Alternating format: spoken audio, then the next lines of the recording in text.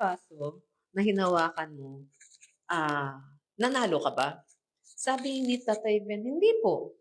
So, ganun din ang sitwasyon na kung sa 100 na pinag-pray mo, 70 ang gumaling at 30 ang hindi, huwag kang panghinaan ng loob. Kasi, ang mahalaga, nagpagamit ka. Dahil may mga kaso talaga na ang banal na spirito ang magde-decide kung gagaling ba o hindi yung taong involved. Kahit na nandoon pa ang kilos o nararamdaman mo na yung anointing to heal ay naroroon.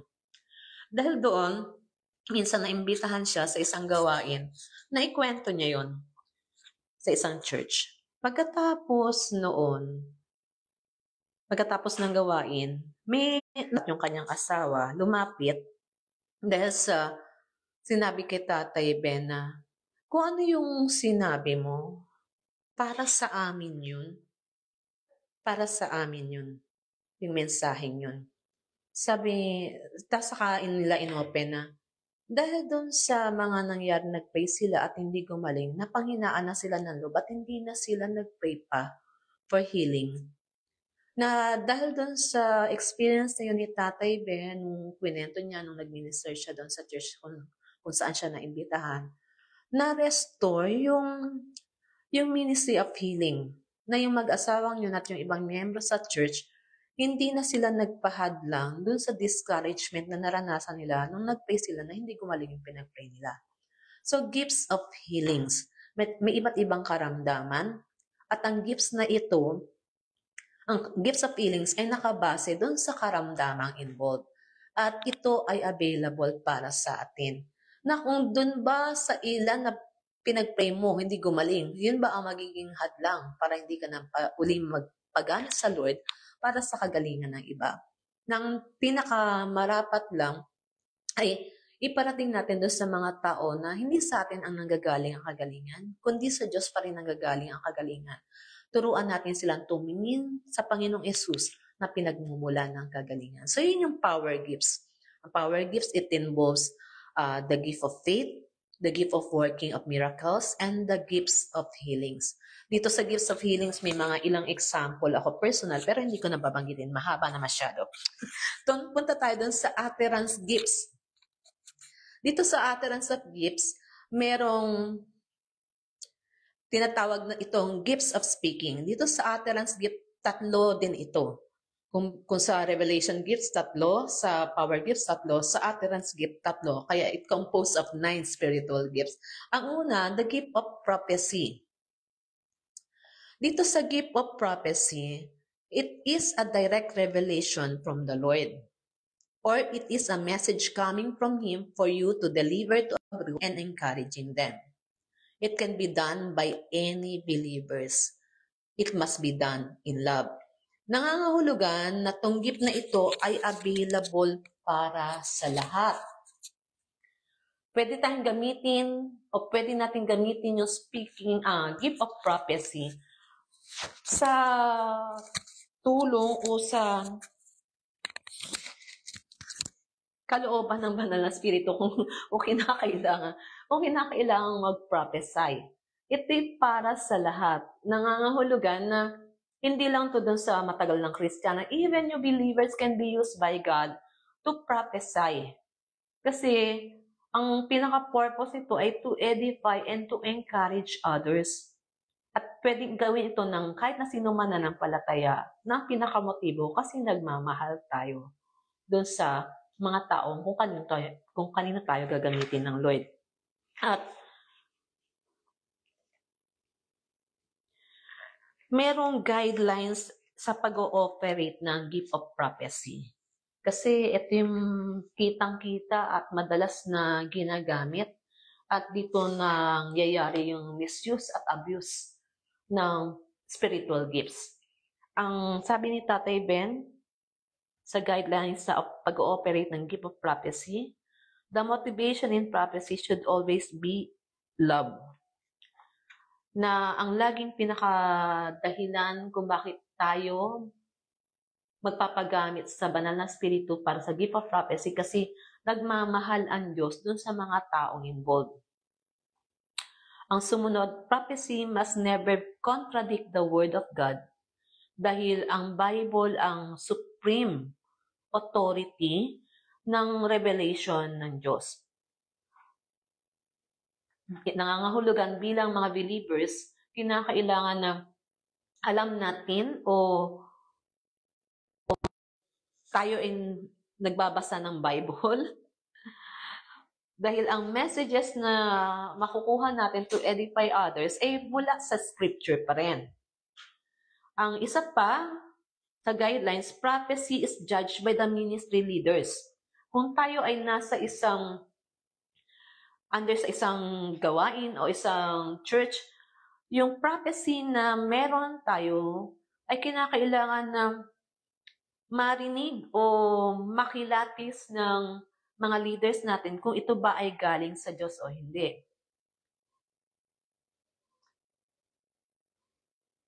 Huwag daw tayo ma-discourage kung yung leaders natin ay correct tayo base doon sa prophecy na ating binigay o natanggap. Kasi ang prophecy is not perfect. Sabi sa 1 Corinthians chapter 13 verse 9, for we know in part and prophesy in part. Pero hindi gusto ng Diyos na for us na baliwalain ang prophecy. Sa halip, panghawakan natin ang mabuti at ayawan natin ang kung ano yung hindi galing kay Lord. So, prophecy is judged by the ministry leaders. Natatandaan ko nung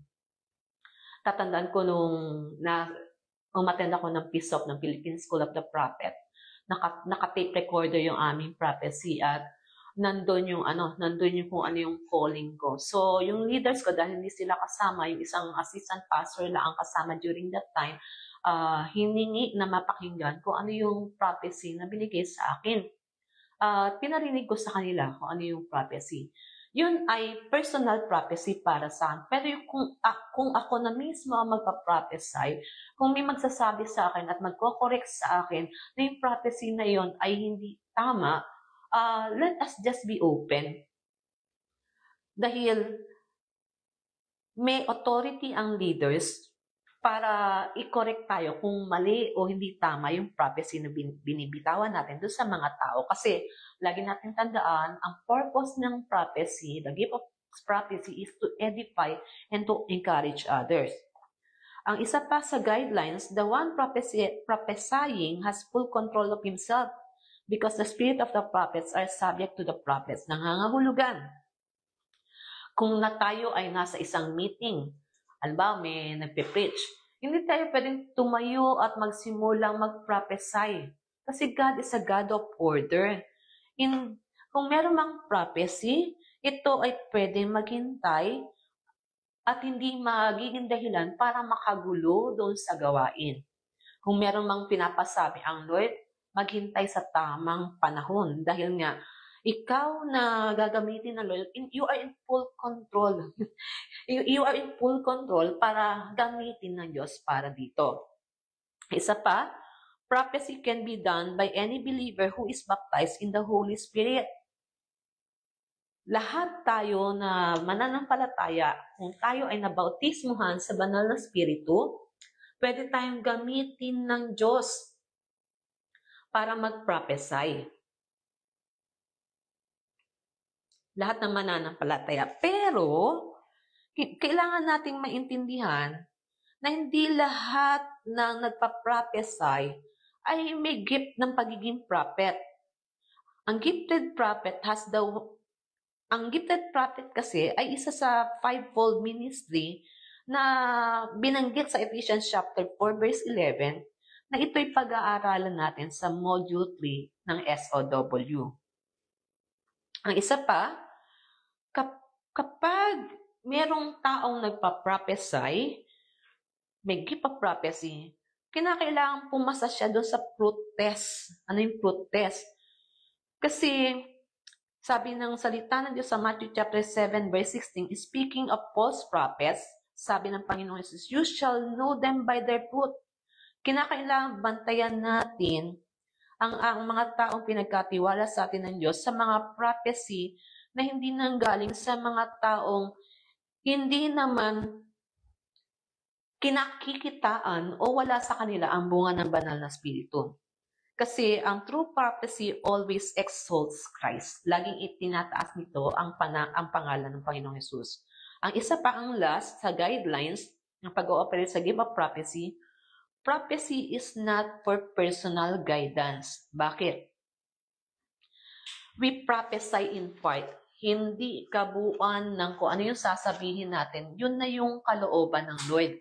So, mismong ako, pag ako ay ginagamit ng Lord sa gift of prophecy, ang lagi kong sinasabi sa mga taong involved, matapos mong marinig, kung nirecord mo man yan, punta ka sa presence ng Lord, pakinggan mo yan sa presence ng Lord, at hingin mo sa banal na spirito, i-confirm sa'yo kung yun ay galing sa Diyos o hindi.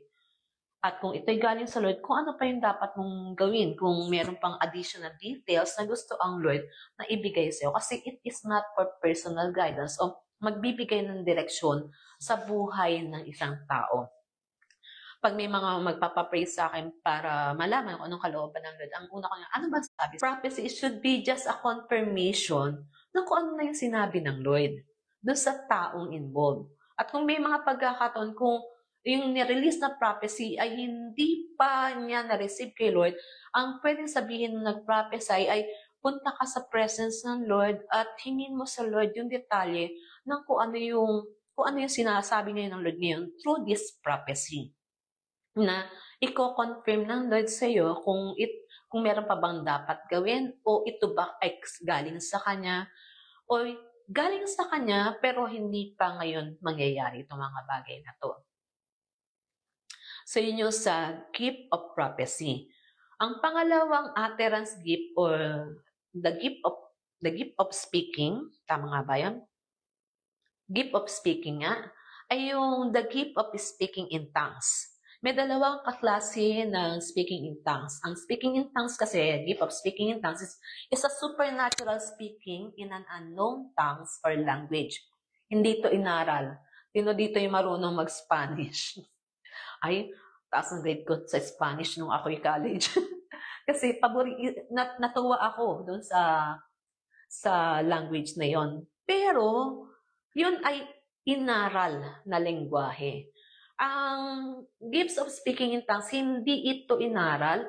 Ito ay directly kakayanang magsalita sa ibang wika na ibinigay ng banal na spirito. Pero may dalawang klase kasi ng speaking in tongues. Ang una, speaking in tongues for the individual, personal.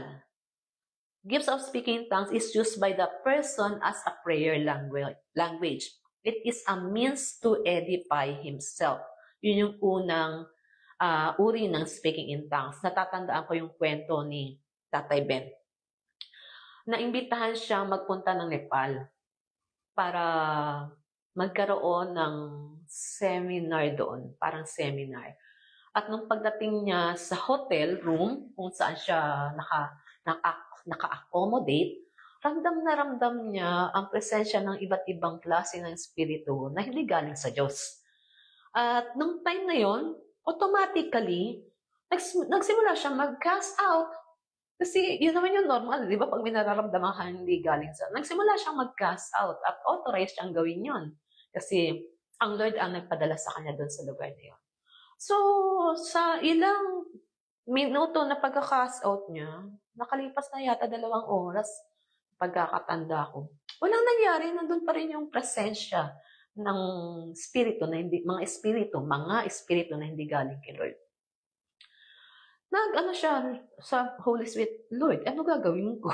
Kasi hindi siya makakatulog. Magtutulog siya kinabukasan. So, ang sabi sa kanya ng Lord, speak in tongues. Sumunod siya. Nag-speak in tongues siya. In 5 minutes time, wala nang ibang presence na nandoon, kundi presence na lang ng Lord ang kasama ng Tatay Ben. So, nung nagtanong siya kay Lord, Lord, paano nangyari yun? Kasi alam niya yung authority niya bilang alagad ng Diyos, bilang servant of God. Alam niya kung sino siya. Alam niya yung kingdom identity na meron siya. Alam niya yung authority at power na pinagkatiwala sa kanya ng Lord. Pero hindi sumunod yung masasamang spirito na nandun sa kwarto. In-explain sa kanya ng Holy Spirit na yung power intact, yung authority na meron siya intact, nasa sa kanya, hindi natanggal yun. Pero during that time, the flesh is weak. Pagod siya, galing sa mahabang biyahe. Kami po ay nanggaling na ng Nepal at hindi madaling magbiyahe papuntang Nepal kasi may stopover yon. Yung panahon ni Tatay Ben, tingin ko mas mahirap yung kanyang naranasan. At sa lugar na yun, sa Kathmandu, mas hindi okay ang sitwasyon noon sa sitwasyon ngayon na kapag nagpupunta kami, and for your information din po, pag pray nyo kami, babalik kami by February sa Nepal ulit for another two series of teaching doon sa lugar sa Kathmandu at sa East Nepal. At doon sa lugar na yun, sa panahon ni Tatay Ben, kung panahon ni Tatay Ben ang pag-uusapan, kumpara ngayon, ang laki po ng difference.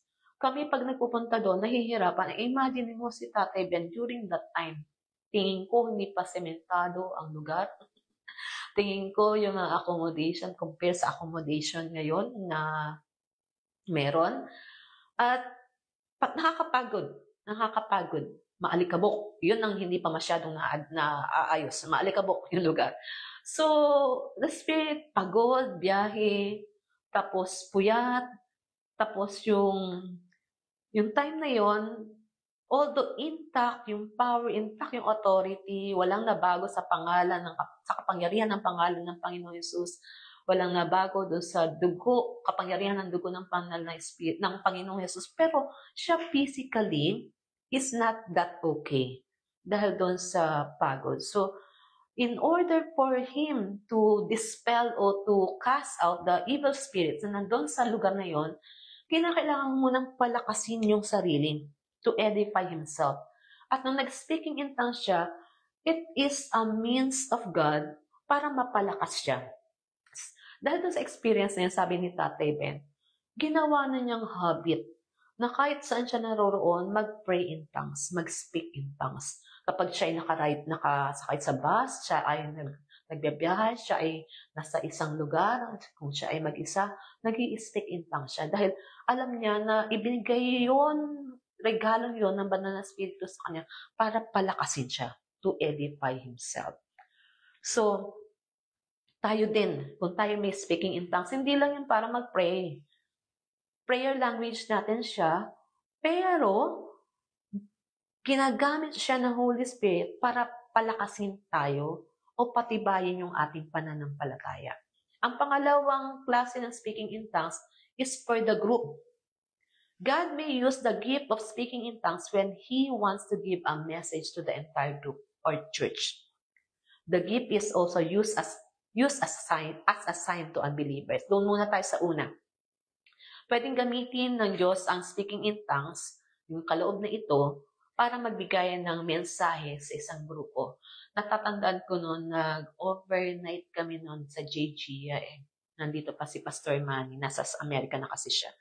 Doon sa overnight na yon, during prayer time, overnight prayer yun during prayer time, merong isa sa kapatiran na, hindi ko naman matandaan kung sino siya, bigla siyang nag-speak in tongues, ang lakas-lakas. At lahat kami tumahimik. Naghintay kami ng interpretation kasi naturuan kami na kapag merong ganoon, may mensaheng gustong iparating ang Lord. Naghintay kami ng may mag-i-interpret. Pero nung habang nag-i-speak in tongues siya, naiintindihan ko kung ano yung sinasabi niya. Ang haba ng speaking in tongues niya, pero hindi ko alam kung 2 sentence lang yung naintindihan ko o doon sa sinasabi Pastor Manny, kung sino ang may mensahe na galing kay Lord. Nagtaas ako ng kamay, tapos sinabi ko yung dalawa ba? Hindi ko matanda kung 2 o higit pa na sentence. Base dun sa pagkakaintindi ko, dun sa speaking in tongues na sinabi niya. After that, may mga nag-iyakan na, may mga nag-pray na, lalo after nung masabi nang naiintindihan kung ano yung mensahe ng Diyos sa pamamagitan ng speaking in tongues.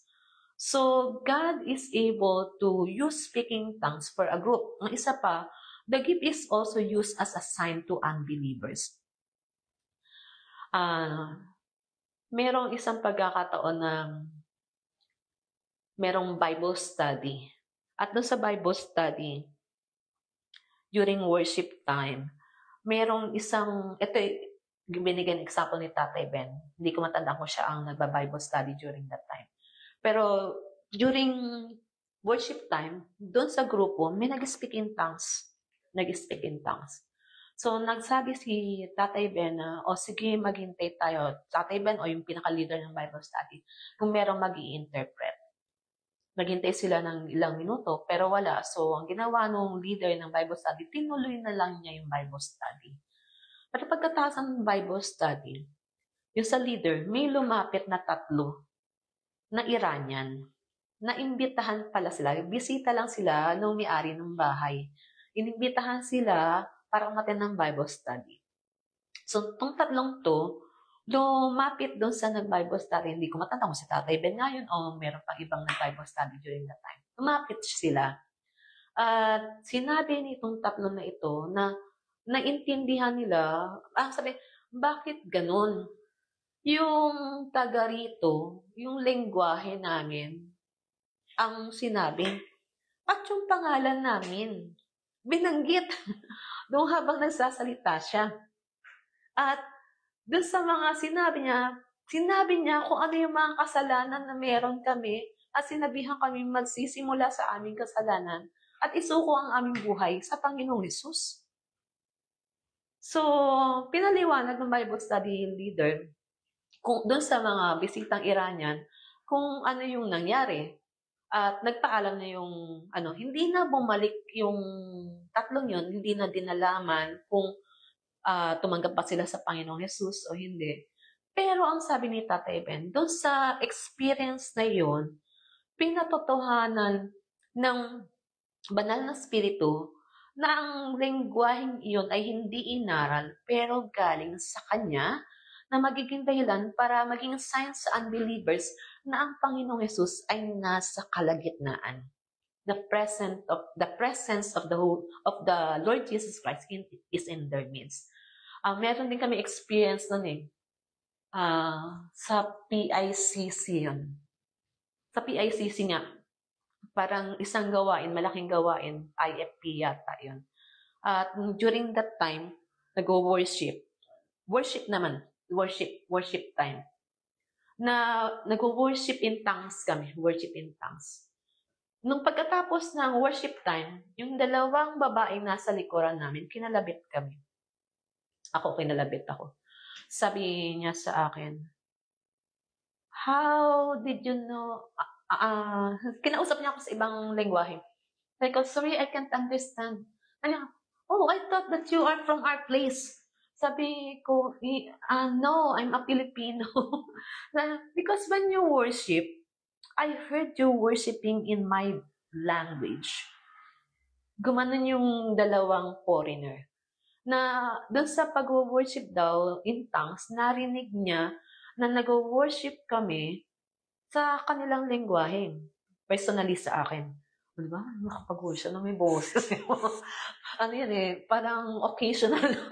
Tapos nung sabi nung babae yun, nagtanong kami, ano bang sinabi? Ano bang sinasabi nung nag-i-speak in tongues kasi pinaliwanag namin speaking in tongues yan. Sabi niya, doon sa sinasabi nyo, you are exalting God.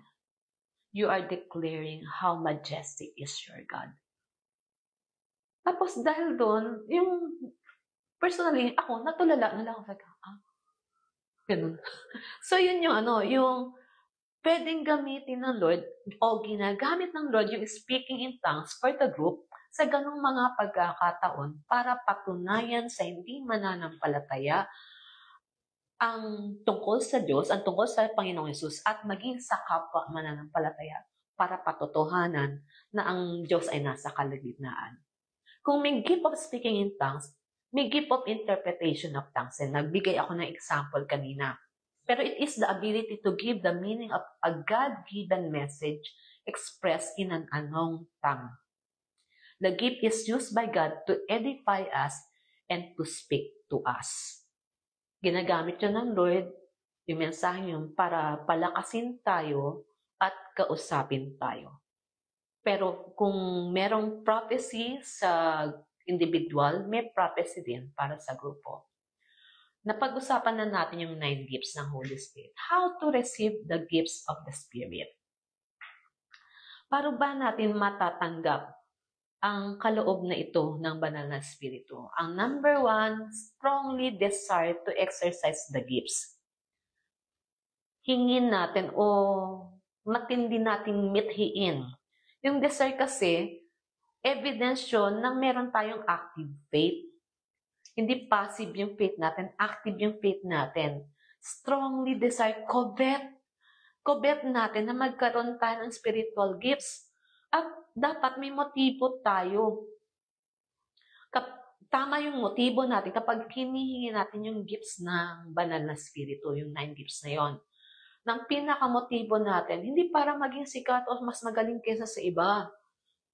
Hindi para maging superstar ang dating. Ang motive natin is to edify the church and to be used by God to be His witness, maging patotoo para sa iba. Tanging motibo na magiging dahilan para pagkatiwalaan tayo ng spiritual gifts. Ang pangatlo, we need to yield fully to the Holy Spirit. Pag sinabing yield fully, nakaranas ka na bang sumandal? Pag sumandal, yung weight mo, nandun na sa sinasandalan mo. So, yield fully to the Holy Spirit. Obey God and also avoid sin in our lives. Para maging kagamit-gamit tayo o ma-activate o maranasan nating pagkatiwalaan tayo ng mga regalo, kaloob ng banal na Espiritu, we need to obey God kapag mayroong pinapagawa sa atin ang banal na Espiritu. At mamuhay tayo na malaya sa anumang uri ng kasalanan o live a sinless life. Hindi tayo exempted, pero we need to strive to be righteous before our God. Dahil ang gagamitin sisidlan ng Diyos para pagdaluyan ng kanyang kapangyarihan at ang kaloob ng banal na Espiritu ay malinis na sisidlan na magbibigay sa kanya ng kasiyahan. So ano nga uli yung tatlo? Desire. Pangalawa, magkaroon ng tamang motibo. At pangatlo, mag-yield sa banal na Espiritu. Isa pang ng pag-yield sa Holy Spirit. Kapag gusto ng Lord, gawin mo. Natatandaan ko yung naikwento ko last week. Naikwento ko yung last week, di ba?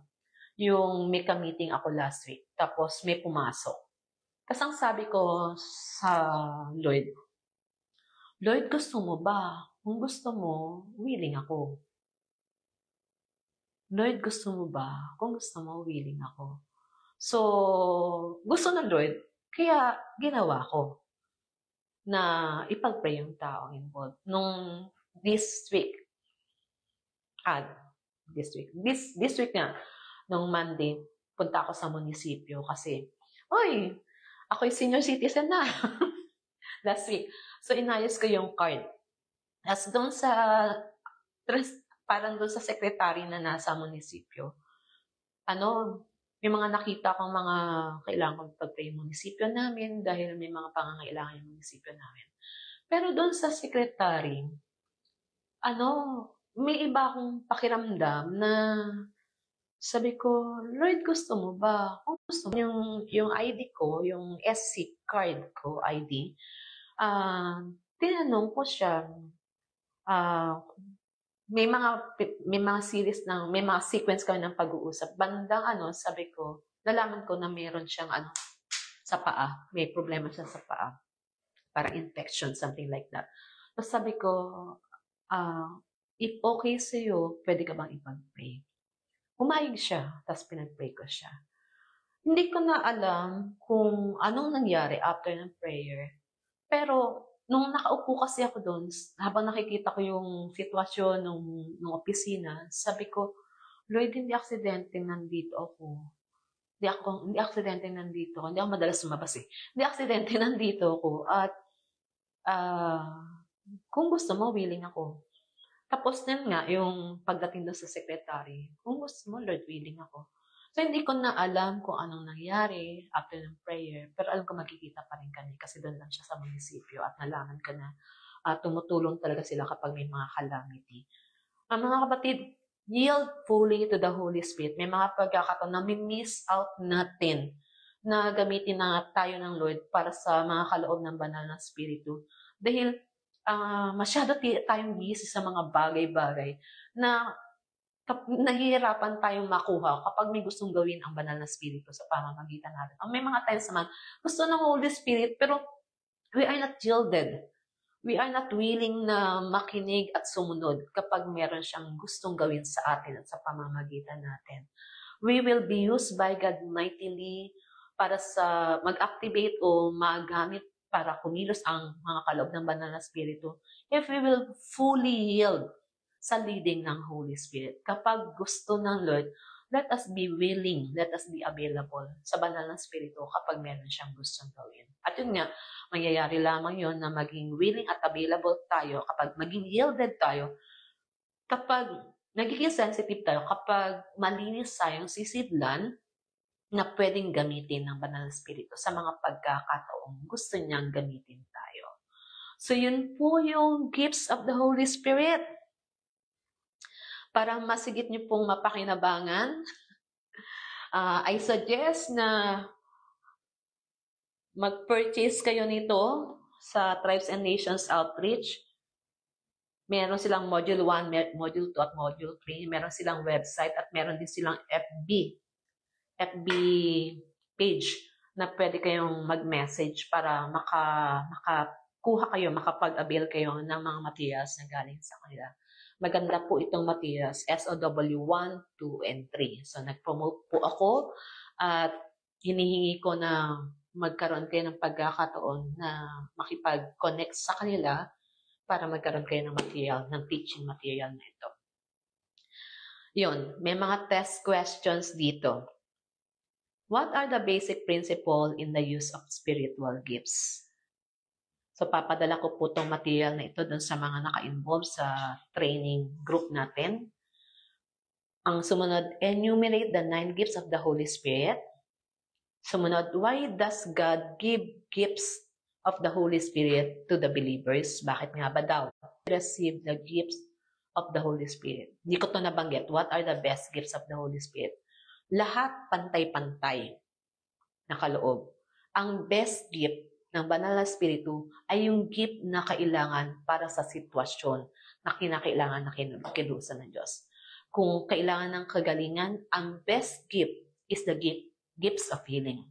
Kung kinakailangan ng wisdom o solusyon sa isang sitwasyon, ang best gift is the gifts of word of wisdom para doon sa sitwasyon na kinalalagyan. So, yun yung best gift. Best gift para sa pangangailangan o sitwasyon na kinalalagyan. So, yun po. Tapos na po tayo doon sa 9 gifts of the Holy Spirit. Kung kayo po ay may tanong, pwede na po kayong magtanong ngayon. Wala dito na.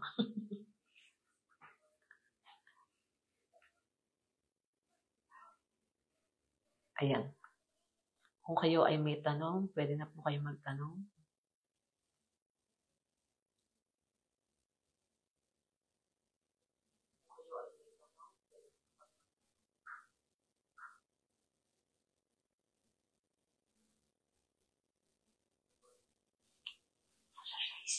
Nasashay kayo.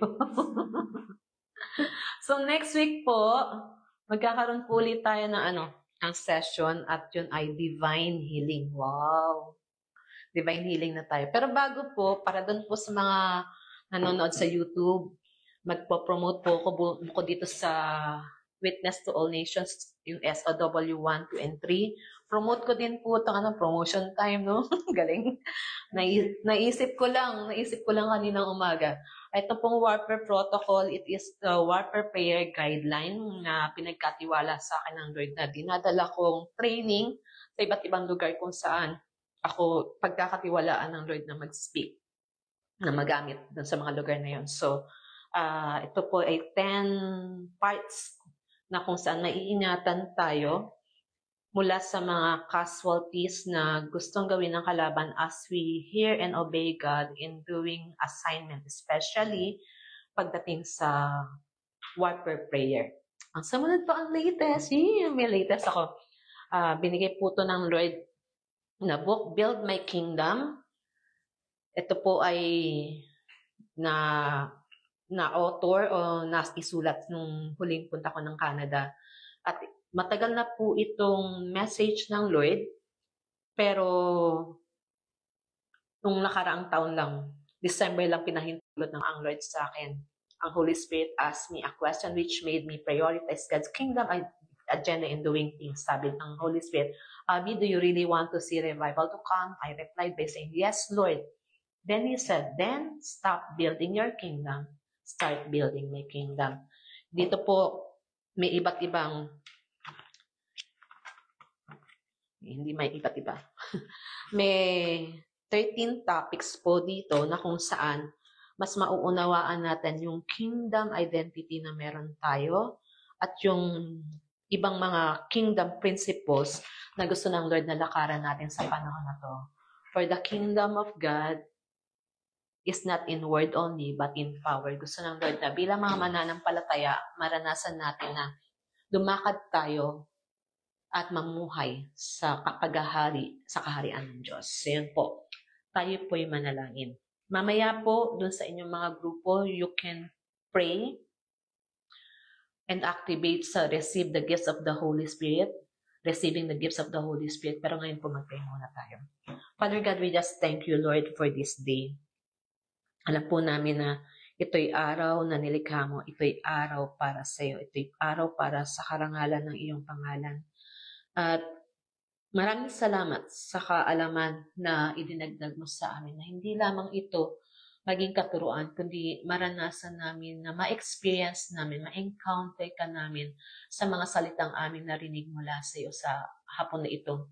Patuloy na ino-open po namin ang aming mga sarili sa pagkilos mo.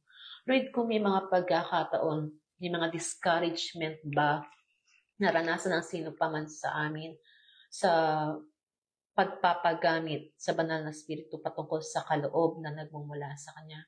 Lord, hinihingi po namin ng patawad ang negligence in using the gifts of the Holy Spirit. Even, Lord, yung sa intimidation na meron kami, Lord God, in using the gifts of the Holy Spirit, we ask for your forgiveness, Lord, in entertaining doubts, fear, and intimidation, Lord.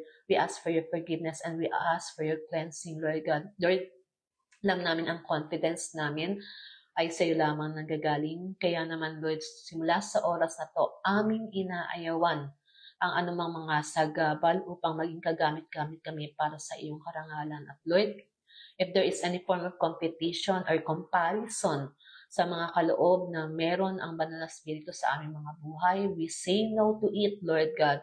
Lord, give us the right attitude or motive, oh Lord God, in using the spiritual gift. It is to be a blessing and to edify others, oh God.